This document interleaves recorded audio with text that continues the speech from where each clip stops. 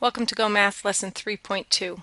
Today we're looking at ways that we can round when we're multiplying two digits times two digits. There's a couple ways we can look at this, but one of the most important things we need to remember is that when we're estimating, we either round the numbers first and then get an answer, or we manipulate the numbers in some way before we get the answer. We never, ever, ever solve and then round the answer. That's not estimating. So remember, in estimating, we do the work first just so that we can get a ballpark answer. So let's take a look at strategy A. They're having us round to the nearest 10. They chose the tens place because that is the greatest place that they both share. So if you remember, we underline an arrow. The 6 makes the 2 go up, so 26 rounds to 30. We underline an arrow.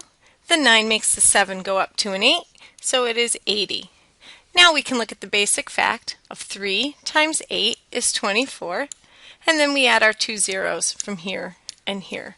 So the estimate of 26 times $79 is $2,400. Another way to look at it is using compatible numbers, and compatible numbers are just numbers that are easy for us to work with. Many of us work with the number 25, especially when we think about money. So if we take a look at this problem, they said that 26 is close to 25 and that 79 rounds to 80. So if we think about 8 quarters, we would have 200 and then we would add a 0. So this estimate is 2,000. It's just another way to look at estimating instead of using rounding.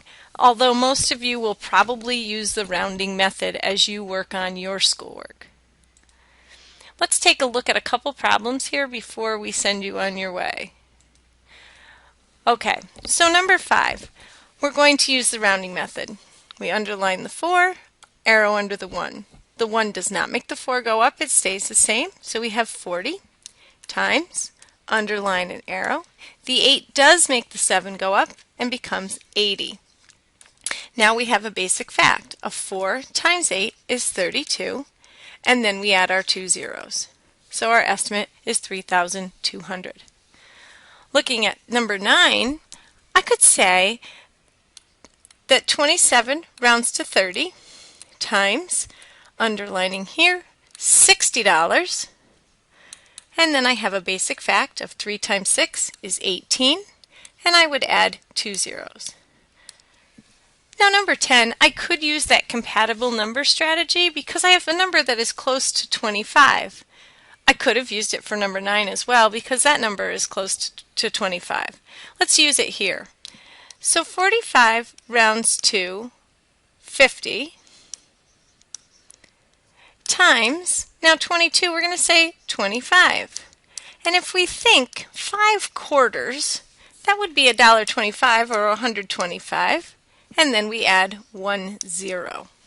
So compatible numbers are just useful numbers that we can manipulate easy in our head. But feel free to round every single problem if that is the way that works best for you. Remember, we're rounding to estimate, and we estimate to see if our answer is reasonable or not.